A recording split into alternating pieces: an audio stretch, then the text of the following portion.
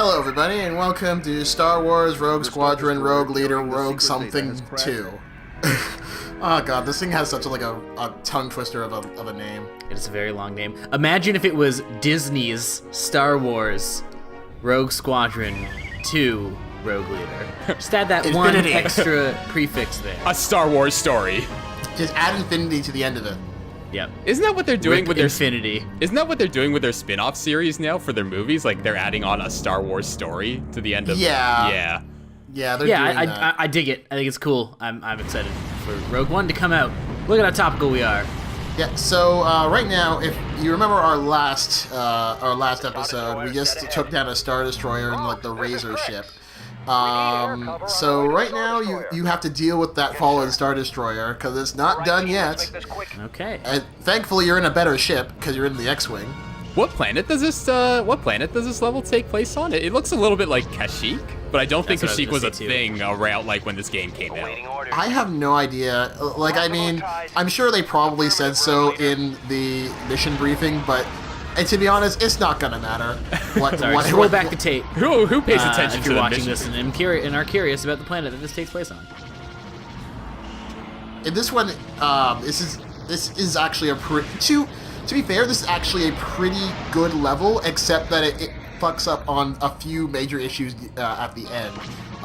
So right now you just have to go in your X-wing, kill TIE fighters, and you don't have the problem in the previous levels where everything blends in with each other. You can see the TIE fighters pretty well here. That one poor TIE fighter just came across your rapid fire and disintegrated. But it looks like this level is actually pretty fun because it does exactly what you'd expect to have in this game. Just a straight up dogfight. X-wings versus TIE fighters. It does, and actually, to its credit, I'll give it credit, it's actually pretty good in that regard. The only problem I have with it, we'll see, I guess, later, but near the end of the level, it pretty much takes, one of the mechanics that it introduced earlier and kind of makes it a bit confusing. That's probably the only bad thing I can say about this level, because you do somewhat need to, we'll get into it, Also, Will, I don't know what you're talking about. If I'm in an X-wing game and I'm dogfighting, I want to do more than just blowing up TIE fighters. I want to be bombing stuff. I want to be taking out things, shields. Well, you know. It's funny that you say that, Dan, because you might just get your wish. Yeah, I mean, also not necessarily in this game. But X-wing is real good at this. Yeah, but I'm also talking about from what the levels that we've seen previously, which had some really oddly executed missions. By comparison, this is a step up.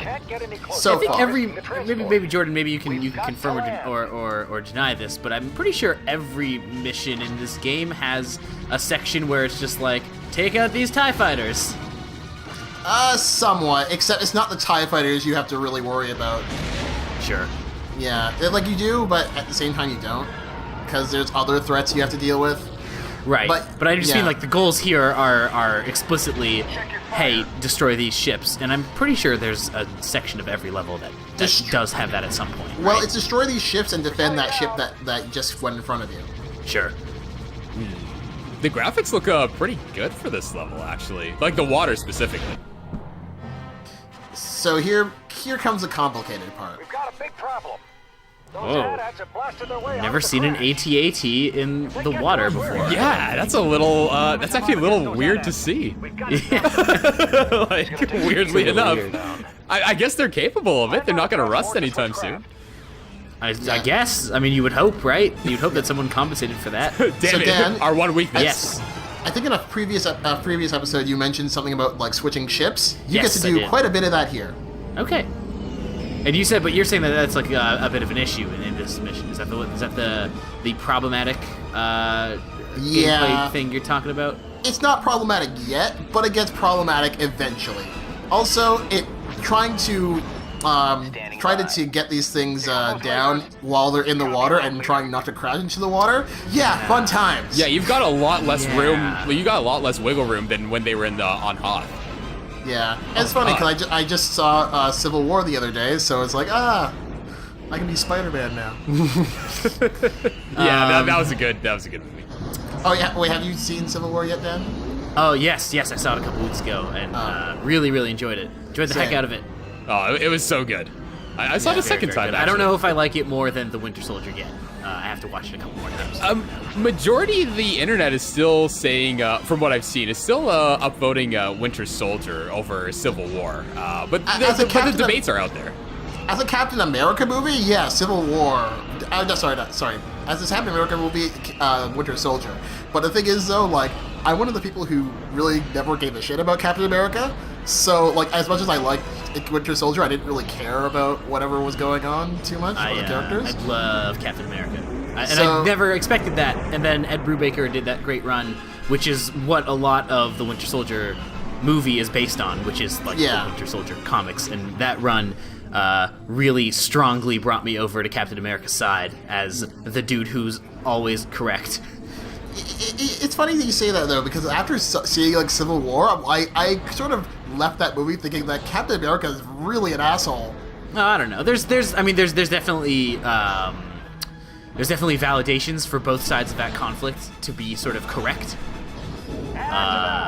But I think you understand where both of the characters are coming from, and that's sort of the most important. That's the most Yeah. important thing, because that was the problem with Batman versus Superman, and God help you if you've seen that movie. 'Cause they spent like did. 2.5 hours, almost 3 hours, trying to set up a conflict between two guys. And here's Civil War that does it so much better with more than 6 characters in a less amount of time. I mean, Civil War has the luxury of having like 10 movies before it Very to true. help you do that, right? But I'm not defending Batman vs Superman. I haven't seen that movie. I decided not to. I decided, you know what? I don't need to see every comic book movie that comes out. I don't need to spend 2.5 hours in a theater watching a movie that I'm not gonna like. I'm just not gonna watch this movie. Yeah, so Blasphemy. I'll get back to that for a second. But yeah, Dan, this Yeah. is where the problematic part comes, because now you have to switch between like 3 or 4 different ships. This looks awesome. That seems kind of cool. I mean, I like the idea of you having to like be thinking about this sort of stuff and being like, oh, okay, here's this mission, here's this thing I have to do. What's the best ship to use for that? Yeah, and I think that's really cool too. The problem is, like, you have like what, 2 or 3 little symbols there. It doesn't tell you exactly which ship is there, so you just have to hope you remember which ship you left at which symbol. Yeah, it definitely seems annoying. I'm also Yeah. really surprised they went back to the tow cables for this level. I mean, I guess it makes sense, right? They built this whole gameplay concept. They don't want to just use it once. But, We need assistance. I don't know, it's a little hackneyed, I think. Yeah. Oh, those are And I like- ATSTs. Sorry, I thought Yeah, those were ATSTs. They're ATPTs? I don't even know. All I know is that you can send the people after them, but they're gonna do jack shit against them.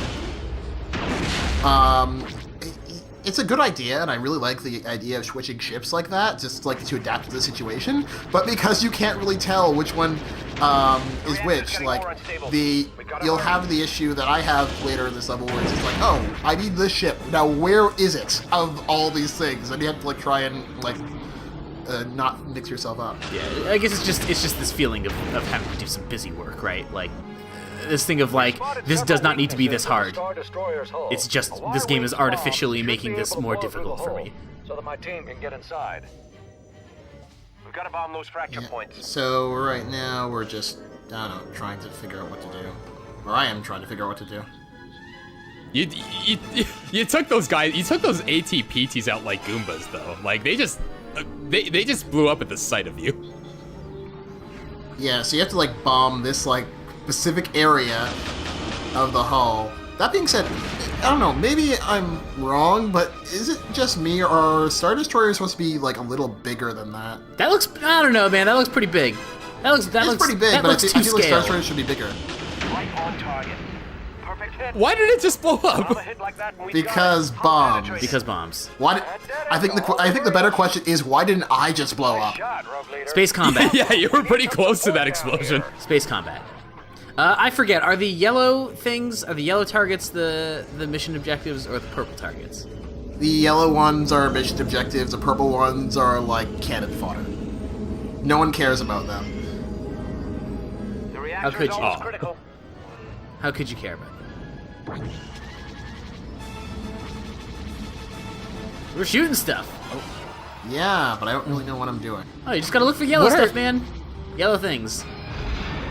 What are those purple things on the ground though? Those, because I'm getting more Kashyyyk flashbacks. Yeah. Like the- yeah. Yeah. Okay, so those are the things you need to Blowing to stuff up. describe. I wonder what ATPT stands for. That's really. I don't know what any of that's them gonna get stand me. for. Well, I don't even know what ATST stands for, so. All terrain, all terrain. I don't know, man. It seems a little redundant. I don't know. Oh, okay, all-terrain personal transport. Oh. So these ones are designed just for one. Oh. That was a fast Google, Will. Yeah, I it really was. rock that wiki. I rock that wiki. I guess they might not be canon anymore, though, because I think these only existed in the video games, and Disney probably doesn't count those, so...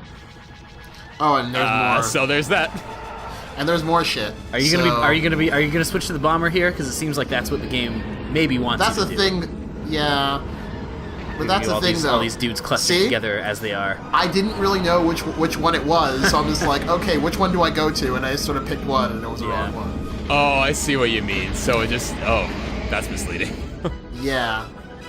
Which, you know, if this was like something with a stricter time limit, it would have been like so fatal. You know what? What are you guys protecting? Because this planet looks pretty uninhabited. I don't really does it know. really matter if the Empire takes it over? Look, this is a GameCube game. You know what other game didn't have a lot of inhabitants in it? Star Fox Assault. Who cares? Oh, but hey, on Corneria, they evacuated everyone beforehand, and that is my headcanon, Dan. Don't rep it. Yeah, whatever, Will. Whatever. Don't worry about that shit. To its credit, though, this level was actually not that bad. Yeah, it seems alright. Too bad that the rest of the game isn't as good.